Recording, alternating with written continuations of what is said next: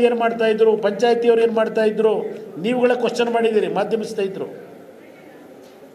26ಕ್ಕೆ ಹನುಮಾನ್ ಧ್ವಜವನ್ನು ತೆಗೆದು ರಾಷ್ಟ್ರ ಧ್ವಜವನ್ನು ಆರಿಸಿರ್ತಕ್ಕಂಥದ್ದು ಇದೇ ಗ್ರಾಮಸ್ಥರು.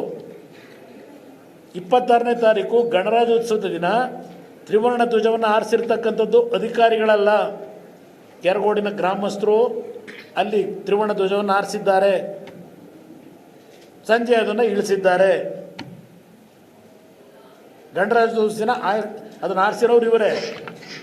ಆ ಊರಿನ ಜನ 7-8 ಲಕ್ಷ ರೂಪಾಯಿ ಹಣ ಸಂಗ್ರಹ ಮಾಡಿ ಅಲ್ಲಿ ಹಿಂದೆ ಒಂದು 35 ವರ್ಷದಿಂದ ಇದೇ ಸಿದ್ದರಾಮಯ್ಯನವರು ಹೋಗಿದ್ರಲ್ಲಿ ಈ ಧ್ವಜಸ್ತಂಭ ಓಪನ್ ಮಾಡಲಿಕ್ಕೆ 35 ವರ್ಷದಿಂದ ಇವರೇ ಉದ್ಘಾಟನೆ ಮಾಡಿ ಬಂದವರು ಸಿದ್ದರಾಮಯ್ಯನವರು. ಅದು ಹಳೇದಾಗಿದೆ, ಹೊಸದಾಗಿ ಕಟ್ಟಬೇಕು ಅಂತೇಳಿ 108 ಅಡಿ ಕಟ್ಕೊಂಡ್ರು ಊರಿನವರು. ಅಲ್ಲಿ ಡ್ರಾಮಾ ಯಾತಕ್ಕೆ ಶುರುವಾಯಿತು? ನಿಮ್ಮ MLAನ ಇನ್ವಿಟೇಷನ್ನಲ್ಲಿ ಹಾಕಿಸ್ಲಿಲ್ಲ. ಉದ್ಘಾಟನೆಗೆ ನಿಮ್ಮ MLAನ ಕರೀಲಿಲ್ಲ ಅಂತ ಹೇಳಿ ಆಗ ನೀವು ಶುರು ಮಾಡಿದ್ರಿ ಇವೆಲ್ಲ ದಾಖಲೆಗಳನ್ನ ಯಾವ್ಯಾವ ಕೈಲೋ ಅರ್ಜಿ ಕೊಡ್ಸೋಕ್ಕೆ ಸರ್ಕಾರಕ್ಕೆ ಆದೇಶ ಮಾಡ್ಕೊಂಡ್ರಿ. ಜಿಲ್ಲಾ ಉಸ್ತುವಾರಿ ಸಚಿವರೇ, ಏನಪ್ಪ ಏನು ವಿನಯ ಇವತ್ತು ನೋಡ್ತಾ ಇದ್ದೆ. ನಿಮ್ಮ ವಿನಯಕ್ಕೆ ನಮಸ್ಕಾರ ಸ್ವಾಮಿ. ನಿಮಗೆ ಎಂಥ ವಿನಯ, ನಿಮ್ಮಿಂದ ಕಲಿಬೇಕಾಗಿದೆ ನಾನು. ಕುಮಾರಸ್ವಾಮಿಯವರು 8 ಜನ ಲೋಕಸಭೆಗೆ ಆಯ್ಕೆ ಮಾಡಿದ್ರು, ಮಂಡ್ಯ ಜಿಲ್ಲೆ ಜನ. ಆ ಕುಟುಂಬಕ್ಕೆ ಶಕ್ತಿ ತುಂಬಿದ್ರು, ಹಾಸನ ಜನ ಶಕ್ತಿ ಕೊಡ್ತಾ ಇದ್ದಾಗಲೂ 3 ಜನ ವಿಧಾನ ಪರಿಷತ್ತಿನ ಸದಸ್ಯರನ್ನ ಆಯ್ಕೆ ಮಾಡಿದ್ರು. ಮುಖ್ಯಮಂತ್ರಿ ಆಗಲಿಕ್ಕೆ ಮಂಡ್ಯ ಜಿಲ್ಲೆಯ ಜನ ಕಾರಣಕರ್ತರು. ಏನು ಕೊಟ್ಟಿದ್ದೀಯಾ? 200 ಜನ ನನ್ನ ರೈತ ಬಂಧುಗಳು ಮಂಡ್ಯ ಜಿಲ್ಲೆಯಲ್ಲಿ ಆತ್ಮಹತ್ಯೆ ಮಾಡ್ಕೊಂಡಾಗ ಉಸ್ತುವಾರಿ ಸಚಿವರೇ, ನಿಮ್ಮ ವಿಧಾನಸಭಾ ಕ್ಷೇತ್ರವನ್ನು ಒಳಗೊಂಡಂತೆ ನಿಮ್ಮ ಪಾಕೆಟ್ಟಿಂದ ದುಡ್ಡು ತೆಗಿಲಿಲ್ಲ ನೀವು ರೈತರಿಗೆ. ಆ 200 ಜನ ರೈತ ಕುಟುಂಬಗಳನ್ನು ಭೇಟಿ ಮಾಡಿ ಆ 200 ಕುಟುಂಬಕ್ಕೂ ಪರಿಹಾರ ಕೊಟ್ಟಂಥವನಿದ್ದರೆ ಈ ಕುಮಾರಸ್ವಾಮಿ ಬಂದು ಕೊಟ್ಟಿದ್ದಾನೆ. ಸ್ವಂತ ದುಡಿಮೆ ಹಣ, ಯಾವುದು ಟ್ರಾನ್ಸ್ಫರ್ ದುಡ್ಡು ಹೊಡೆದಿದ್ದಲ್ಲ, ಕೊಟ್ಟು ಬಂದಿದ್ದೇನೆ ಆ ಜನಕ್ಕೆ, ಬರೀ ರೈತರಿಗೆ. ಏನು ಕಾರ್ಯಕ್ರಮ ಕೊಟ್ಟೆ? 2ನೇ ಬಾರಿ ಮುಖ್ಯಮಂತ್ರಿಯಾಗಿ ತೆಗಿರಿ ನಿಮ್ಮ ಕಡ್ತಾನ. ಬಜೆಟಲ್ಲಿ ಏನೇನು ಇಟ್ಟಿದ್ದೆ? ಕಾವೇರಿ ನಿಗಮದ ಏನೇನು ತೀರ್ಮಾನ ಕೊಟ್ಟಿದ್ದೆ? ಇಲ್ವಾ ಕಡ್ತಾ ನಿಮ್ಮ ಸರ್ಕಾರದಲ್ಲಿ? ನಿಮ್ಮಿಂದ ಹೇಳಿಸ್ಕೋಬೇಕು ಮಂಡ್ಯ ಜಿಲ್ಲೆ ಜನದ ಅಭಿವೃದ್ಧಿ ಬಗ್ಗೆ. ನಮ್ಮ ಕುಟುಂಬದಲ್ಲಿ ದೇವೇಗೌಡರ ಆದಿಯಾಗಿ ದೇವೇಗೌಡರು ಇವತ್ತು ಕೊಟ್ಟಂಥ ಕೊಡುಗೆ ಚರ್ಚೆ ಮಾಡಲಿಕ್ಕೆ ನನ್ನ ಪಕ್ಷದ ಬಗ್ಗೆ ನಿಮ್ಗೆ ಯಾವ ನೈತಿಕತೆ ಇದೆ? ಎಲ್ಲಿಂದ ಬೆಳೆದ್ರಿ ನೀವೆಲ್ಲ? ಆ ದೇವರು ಅನ್ನೋನಿದ್ರೆ ದೇವರು ನೋಡ್ಕೊತಾನೆ. ಚುನಾವಣೆಯಲ್ಲಿ ಸೋಲು ಗೆಲುವು ಪ್ರಸ್ತುತ ಅಲ್ಲ ನನಗಿಲ್ಲಿ. ಇವತ್ತು ನನಗೆ ಬುದ್ಧಿ ಹೇಳ್ತೀರಾ? ನಾನು ಜಿಲ್ಲೆ ಹಾಳು ಮಾಡ್ಲಿಕ್ಕೆ ಬಂದಿದ್ದೇನಾ? ಆ ಸಂಸ್ಕೃತಿ ಜಯಪ್ರಕಾಶ್ ನಾರಾಯಣ್ ಹೆಸರು ಹೇಳಿದಿರಲ್ಲ ಅವ್ರ ಹೋರಾಟದ ಬಗ್ಗೆ. ಜಯಪ್ರಕಾಶ್ ನಾರಾಯಣ್ ಅವರು ಹೋರಾಟ ಯಾರ ವಿರುದ್ಧ ಮಾಡಿದ್ರು? ಯಾರ ವಿರುದ್ಧ ಇವತ್ತು ದೇಶದಲ್ಲಿ ಯುವಕರನ್ನ ಸಂಘಟನೆ ಮಾಡಿದ್ರು? ಇದೇ ಕಾಂಗ್ರೆಸ್ನ ಎಮರ್ಜೆನ್ಸಿ, ಕಾಂಗ್ರೆಸ್ನ ಸಂವಿಧಾನ ಬಾಹಿರ ಆಡಳಿತಕ್ಕೋಸ್ಕರವಾಗಿ ಜಯಪ್ರಕಾಶ್ ನಾರಾಯಣ್ ಅವರು ಹೋರಾಟ ಮಾಡಿರೋದು ಸ್ವಾಮಿ. ಜಯಪ್ರಕಾಶ್ ನಾರಾಯಣ್ ಅವರು ದೇವೇಗೌಡರು ಸಂವಿಧಾನ ಬಾಹಿರವಾಗಿ ಕೆಲಸ ಮಾಡಿದ್ದಾರೆ, ಜನತಾದಳದವರು ಸಂವಿಧಾನ ಬಾಹಿರವಾಗಿ ಕೆಲಸ ಮಾಡಿದ್ದಾರೆ ಅಂತ ನಮ್ಮ ಮೇಲಲ್ಲಪ್ಪ ಪ್ರತಿಭಟನೆ ಮಾಡಿದ್ದು, ಜನ ಕಟ್ಟಿದ್ದು. ಇದೇ ಕಾಂಗ್ರೆಸ್ನ ವಿರುದ್ಧ ಜಯಪ್ರಕಾಶ್ ನಾಯ್ಡು ಕಟ್ಟಿರೋದು.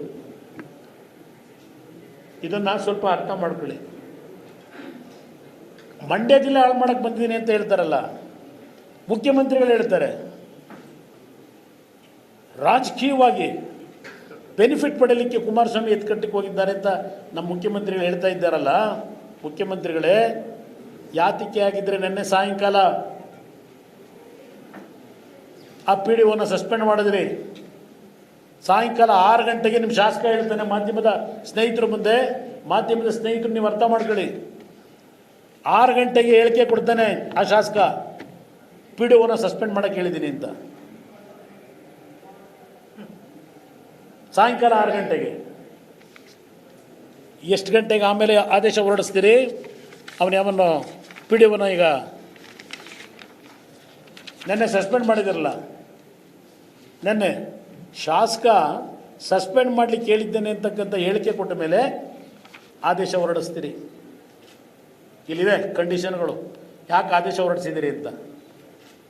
ಏನು ಮಾಡ್ತಾಯಿದ್ರಿ? ನಿಮ್ಮ ಜಿಲ್ಲಾಧಿಕಾರಿ CEO ತಹಶೀಲ್ದಾರ್ ಹೋಗಿದ್ರಲ್ಲ, AC ಹೋಗಿದ್ರಲ್ಲ, 22ನೇ ತಾರೀಕು 23ನೇ ತಾರೀಕು ಕಳಿಸಿದ್ರಲ್ಲ, 20ಕ್ಕೆ ಆರಿಸಿದ್ದಾರಲ್ಲಿ ಬಾವುಟನ್ನು.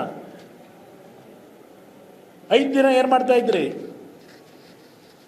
20 ಗಣರಾಜ್ಯೋತ್ಸವದ ಬಾವುಟ ಆರಿಸಿದ್ದಾರೆ. 27ನೇ ತಾರೀಕು ನಿಮಗೆ ಬಂದುಬಿಡ್ತಾ ಮಧ್ಯರಾತ್ರಿ ಹೋಗೋಕ್ಕೆ? ಯಾರು ಕಳಿಸಿದ್ರು 27ನೇ ತಾರೀಕು? ಇವತ್ತು ಈ ರಾಜ್ಯದಲ್ಲಿ ಕಾಂಗ್ರೆಸ್ ಅಧಿಕಾರಕ್ಕೆ ಬಂದ ನಂತರ ವಿರೋಧ ಪಕ್ಷಗಳ ಕಾರ್ಯಕರ್ತರುಗಳ ಮೇಲೆ ಸುಳ್ಳು ದಾಖಲೆಗಳು, PCR ಆ್ಯಕ್ಟು ಯೂಸ್ ಮಾಡಿ ಪೊಲೀಸ್ ಅಧಿಕಾರಿಗಳನ್ನು ಗುಲಾಮರ ಥರ ಕಾಣ್ತಾ ಇದ್ದೀರಿ. ಆ ಅಧಿಕಾರಿಗಳ ಕೈಲಿ ಏನು ಕೆಲಸ ಮಾಡಿಸ್ತಾ ಇದ್ದೀರಿ? ವಿಧಾನಸಭೆಯಲ್ಲಿ ಚರ್ಚೆ ಮಾಡ್ತೀನಿ ಎಲ್ಲ. ಈ ಸಲ ಗವರ್ನರ್ ಅಡ್ರೆಸ್ಸಲ್ಲಿ ಮಾತಾಡೋಕ್ಕೆ ಬಿಡಿ, ಚರ್ಚೆ ಮಾಡೋಣ. ನಾವು ಬೆಂಕಿ ಹಚ್ಚೋ ಕೆಲಸ ಮಾಡಿದ್ವಾ? ನೆನಪಿಸ್ಕೊಡ್ತೀನಿ ಸಿದ್ದರಾಮಯ್ಯನವರೇ, ಬಹುಶಃ ದೇವೇಗೌಡರ ಜೊತೆ ನೀವು ಇದ್ರಿ ಕಾರ್ನಲ್ಲಿ. 1989 ಇದೇ ಚನ್ನಪಟ್ಟಣ ರಾಮನಗರದಲ್ಲಿ ಕಾಂಗ್ರೆಸ್ ಸರ್ಕಾರದಲ್ಲಿ ವೀರೇಂದ್ರ ಪಾಟೀಲ್ ಅವ್ರನ್ನ ಇಳಿಸ್ಲಿಕ್ಕೋಸ್ಕರವಾಗಿ ರಾಮನಗರ ಚನ್ನಪಟ್ಟಣದ ನಗರದಲ್ಲಿ ಬೆಂಕಿ ಇಟ್ಟಂಥ ಸಂಸ್ಕೃತಿ ನೀವು ಕಾಂಗ್ರೆಸ್ನವ್ರದು. 1989 ರಾಮನಗರ ಚನ್ನಪಟ್ಟಣದಲ್ಲಿ ಶಾಂತಿಯಿಂದ 2 ನಗರದಲ್ಲಿ ಬೆಂಕಿ ಇಡಿಸಿ ಆ ಹಿಂದೂ ಮುಸ್ಲಿಂ ನಡುವೆ ಸಂಘರ್ಷ ಅಂತ ಮಾಡಿ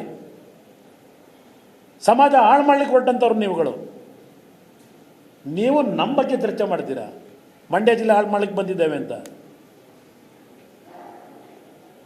ಎಷ್ಟು ಉದಾಹರಣೆ ಕೊಡಬೇಕು ನಿಮಗೆ? ನಾನು 5 ಬಾರಿ ಫೋನ್ ಮಾಡಿದ್ದೇನೆ ನಿಮ್ಮ ಜಿಲ್ಲಾಧಿಕಾರಿಗೆ. ಮೊದಲು ನಿಮ್ಮ ಪೊಲೀಸ್ನ ಸಿಬ್ಬಂದಿಗಳನ್ನ ಹಾಕಿ ಏನು ದೌರ್ಜನ್ಯ ಮಾಡಲಿಕ್ಕೆ ಹೊರಟಿದ್ದೀರಿ, ವಾಪಸ್ ಕರೆಸ್ಕೊಳ್ಳಿ. ಇದೇನು ದೊಡ್ಡ ವಿಷಯ ಅಲ್ಲ.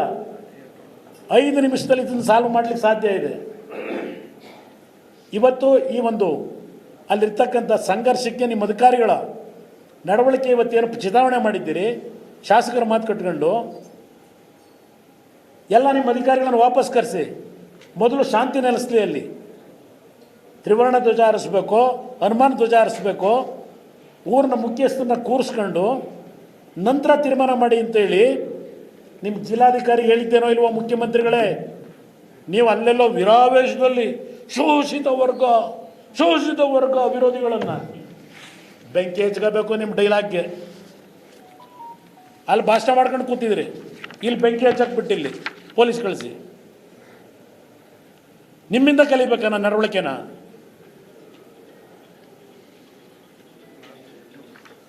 ಮಾಡಿದ್ದೆಲ್ಲ ಮಾಡಿ ಇವತ್ತು ಮಂಡ್ಯದಲ್ಲಿ ಬೆಂಕಿ ಇಟ್ಟು ಮಂಡ್ಯ ಹಾಳು ಮಾಡಿರ್ತಕ್ಕಂಥವ್ರು ನೀವು ಮಾಡಕ್ಕೆ ಹೊರಟಿರೋದು. ಇವತ್ತು ಕೇಸರಿ ಯಾತಿಗೆ ಬೆಳೀತಾ ಇದೆ ಅಲ್ಲಿ ನನ್ನಿಂದಲ. ಅದನ್ನು ಬೆಳೆಸ್ತಾ ಇರೋರು ನೀವುಗಳು ಕಾಂಗ್ರೆಸ್ನವರು. ಅಲ್ಲೆಲ್ಲ ಅರಸೀಕೆರೆಯಲ್ಲಿ ಶಾಲಾ ಶಿಕ್ಷಕಿ ಗಣರಾಜ್ಯೋತ್ಸವ ಒಂದು ರಾಷ್ಟ್ರೀಯ ಬಣ್ಣ ಅಂತ ಹೇಳಿ, ಹೂ ಅಂತ ಹೇಳಿ, ಚಿಹ್ನೆ ಅಂತ ಹೇಳಿ, ಕಮಲದ ಹೂ ತೋರಿಸ್ಬಿಟ್ಲು ಅಂತ ಹೇಳಿ ಟೀಚರ್ಗಳ ಮೇಲೆ ದಬ್ಬಾಳಿಕೆ ಮಾಡಿ ಅಲ್ಲಿ ನಿಮ್ಮ ಶಾಸಕ ಒಂದು ಪ್ರಚಾರ ಮಾಡ್ಕೊಂಡ್ರು. ಇನ್ನು ಚಾಮರಾಜನಗರಕ್ಕೆ ಹೋದರೆ ನಿಮ್ಮ ಜಿಲ್ಲಾ ಉಸ್ತುವಾರಿ ಸಚಿವ ಅದು ಯಾವುದೋ ರಾಬರ್ಟ್ ಪಿಕ್ಚರೋ ಇಂಥ ಯಾವುದ್ರಲ್ಲೋ ಅದೇನೋ ರಾಮ ಬಂದ ಅದಂತ ಒಂದು ಹಾಡಿದೆ ಅಂತಲ್ಲ, ಯಾವುದೋ ಹಾಡೋದು ರಾಮ ಬಂದ ಹನುಮ ಬಂದ ಜಾಗ ಬಿಡ್ರು ಅಂತಲೇನೋ ಒಂದು ಹಾಡಿರ್ಬೇಕಲ್ವ? ಆ ಒಂದು ಹಾಡನ್ನು ಗಣರಾಜ್ಯೋತ್ಸವದಲ್ಲಿ ಡ್ಯಾನ್ಸ್ ಮಾಡ್ತಾವ್ರೆ ಅಂತೇಳಿ ಜಿಲ್ಲಾ ಉಸ್ತುವಾರಿ ಸಚಿವರಲ್ಲಿ ಎದ್ದೇ ಹೋಗ್ಬಿಡ್ತಾರೆ. ಪ್ರತಿನಿತ್ಯ ಈ ರೀತಿಯ ನಿಮ್ಮ ನಡವಳಿಕೆಗಳಿಂದ ಇವತ್ತು ಆ ಒಂದು ಸಂಘಟನೆಗಳಿಗೆ ಶಕ್ತಿ ತುಂಬ್ತಾ ಇರ್ತಕ್ಕಂಥವ್ರು ನೀವುಗಳು ಸಿದ್ದರಾಮಯ್ಯನವರೇ. ನಿಮ್ಮ ಪಕ್ಷದ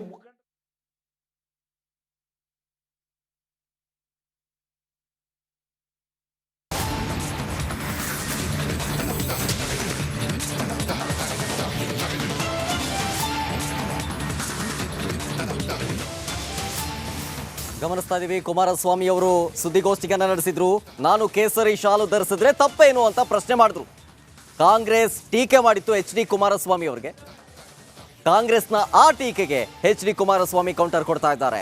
ಕೇಸರಿ ಶಾಲು ಹಾಕೊಂಡಿದ್ದು ಅಪರಾಧನ ಅಂತ ಪ್ರಶ್ನೆ ಮಾಡ್ತಾ ಇದ್ದಾರೆ. ನಮ್ಮ ರಾಷ್ಟ್ರ ಧ್ವಜದಲ್ಲಿರುವಂತಹ ಮೊದಲ ಬಣ್ಣ ಯಾವುದು? ಕೇಸರಿ ತಾನೆ. ರಾಷ್ಟ್ರ ಧ್ವಜದಲ್ಲೂ ಕೂಡ ಕೇಸರಿ ಬಣ್ಣ ಇದೆ. ಕೇಸರಿ ಬಗ್ಗೆ ಕಾಂಗ್ರೆಸ್ ನಾಯಕರಿಗೆ ಯಾಕಿಷ್ಟು ದ್ವೇಷ? ಕೇಸರಿಯನ್ನ ಯಾಕೆ ತಿರಸ್ಕಾರದಿಂದ ನೋಡ್ತೀರಿ ನೀವು ಅಂತ ಹೇಳಿ ಕಾಂಗ್ರೆಸ್ ನಾಯಕರ ವಿರುದ್ಧ ಎಚ್ ಡಿ ಕುಮಾರಸ್ವಾಮಿ ಅವರು ವಾಗ್ದಾಳಿಯನ್ನು ನಡೆಸಿದ್ದಾರೆ. ಸ್ವಾತಂತ್ರ್ಯಕ್ಕೆ ಹೋರಾಟ ಮಾಡಿದಂಥ ಕಾಂಗ್ರೆಸ್ನ ಮಹಾನ್ ನಾಯಕರು, ಇತಿಹಾಸ ಇರತಕ್ಕಂಥ ಈಗಿನ ಮಹಾನ್ ನಾಯಕರು ಇವರಲ್ಲ. ಇವರು ಅಗಲದೊರಡೆಗೋರು ಈಸ್ಟ್ ಇಂಡಿಯಾ ಕಂಪನಿ ಮಾಲೀಕರುಗಳು. ಇವರು ಈಸ್ಟ್ ಇಂಡಿಯಾ ಕಂಪನಿ ಫಾಲೋ ಮಾಡ್ತಾ ಇದ್ದಾರೆ. ಇವರು ಕೇಸರಿ ಬಗ್ಗೆ ಇಷ್ಟು ಮಾಡ್ತಿರಲ್ಲ, ಅಯ್ಯೋ ಕೇಸರಿ ಹಾಕಿದ್ದೆ ನಂದೇನೋ ಮಹಾನ್ ಅಪರಾಧ ಅಂತ ಹೇಳಿ ಹೇಳ್ತಿರಲ್ಲ. ನಮ್ಮ ಧ್ವಜದಲ್ಲಿ ಇರ್ತಕ್ಕಂಥದ್ದೇ ರಾಷ್ಟ್ರ ಧ್ವಜದಲ್ಲಿ ಕೇಸರಿ. ನಾನು ನಿನ್ನೆ ದಿನ ಆ ಉಸ್ತುವಾರಿ ಸಚಿವರಿಗೆ ಹೇಳ್ತೀನಿ, ನಿಮ್ಮಿಂದ ನಾನು ನನ್ನ ಪಕ್ಷ ಹೇಗೆ ಉಳಿಸ್ಕೋಬೇಕು ಅನ್ನೋದನ್ನ ಕಲ್ತ್ಕೋಬೇಕಾಗಿಲ್ಲ. ಸಮಾಜದಲ್ಲಿ ಯಾವ ರೀತಿ ಶಾಂತಿಯ ವಾತಾವರಣವನ್ನು ತರಬೇಕು ಅಂತಕ್ಕಂಥದ್ದನ್ನು ನಿಮ್ಮಿಂದ ನಾನು ಕಲಿಬೇಕಾಗಿಲ್ಲಪ್ಪ. ಸ್ವಾತಂತ್ರ್ಯಕ್ಕೆ ಹೋರಾಟ ಮಾಡಿದಂಥ ಕಾಂಗ್ರೆಸ್ನ ಮಹಾನ್ ನಾಯಕರು, ಇತಿಹಾಸ ಇರತಕ್ಕಂಥ ಈಗಿನ ಮಹಾನ್ ನಾಯಕರು ಇವರಲ್ಲ. ಇವರು ಅಗಲದೊರಡೆಗೋರು ಈಸ್ಟ್ ಇಂಡಿಯಾ ಕಂಪನಿ ಮಾಲೀಕರುಗಳು. ಇವರು ಈಸ್ಟ್ ಇಂಡಿಯಾ ಕಂಪನಿ ಫಾಲೋ ಮಾಡ್ತಾ ಇದ್ದಾರೆ. ಇವರು ಕೇಸರಿ ಬಗ್ಗೆ ಇಷ್ಟು ಮಾಡ್ತಿರಲ್ಲ, ಅಯ್ಯೋ ಕೇಸರಿ ಹಾಕಿದ್ದೆ ನಂದೇನೋ ಮಹಾನ್ ಅಪರಾಧ ಅಂತ ಹೇಳಿ ಹೇಳ್ತಿರಲ್ಲ. ನಮ್ಮ ಧ್ವಜದಲ್ಲಿ ಇರ್ತಕ್ಕಂಥದ್ದೇ ರಾಷ್ಟ್ರ ಧ್ವಜದಲ್ಲಿ ಕೇಸರಿ. ಮಾಡ್ರಿ, ಮಂತ್ರಿಗಳಾದ್ರಿ, 89 ಮಂತ್ರಿಗಳಿದ್ರಿ. 89ರಲ್ಲಿ ಸೋತ್ರಿ, ನಾವು ಸೋತು ನೀವು ಸೋತಿದ್ವು. ಮತ್ತು 94ಕ್ಕೆ